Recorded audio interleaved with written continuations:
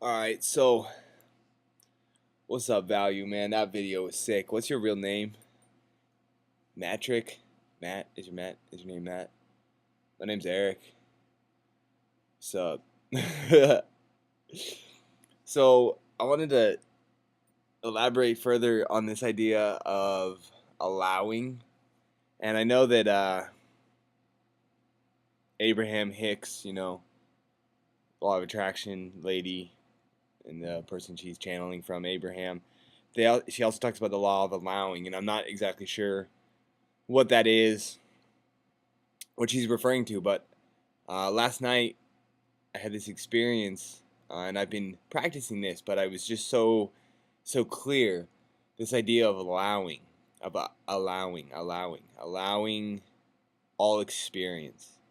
And John, Math Fails, this kind of gets at your spirit video, because what we're saying is that we have to allow everything. Because spirit is everything and is in everything, and everything is holy. And there's this sense of freedom and power from allowing in your life. I think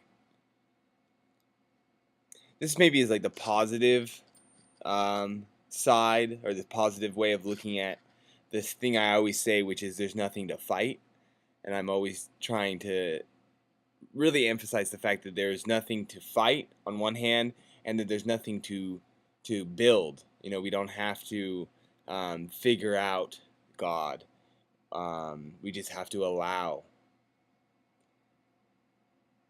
So rather than just say there's nothing to fight, what I would like to say from the positive perspective or side of the coin is that what I mean by that is that we must allow, that our lives become free and powerful when we allow, when we experience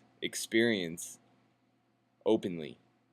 And we're not trying to carve a path of like holy or spiritual living.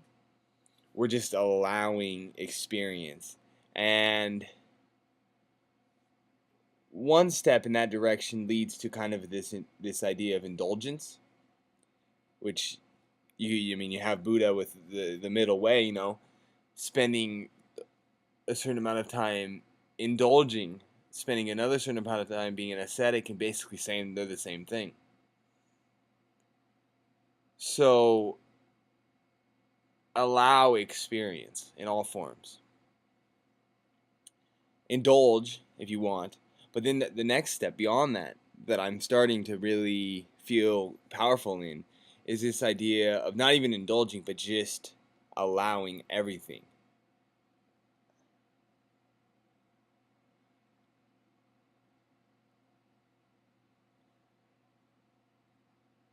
That's how we transcend good and evil, by allowing both. And when you allow, and when you invite even, but not grasping. There's this energy of grasping. I was talking to a brother about this grasping energy. Well, there's also this resisting energy. And I think that, well, I would like to elaborate on that resisting. I'm not going to do it here, but, Jesus saying, turn the other cheek, and that quote, that young quote, that which you resist persists. So we have this sense of resisting, and we have this sense of grasping. And on the spiritual path, we can often actually get stuck right in the middle of the two, where we're grasping toward God and we're resisting evil. Resist not evil, right? So the transcendental position above grasping or resisting, above good and evil, is perfect allowing, which is stillness, which also makes life like really fun, really fun. Um, and then we go through this maybe in our spiritual journey where we're like John, you were saying, like living only in the head and kind of numbing ourselves to the world. Well, I agree that we get into those positions, people do, but the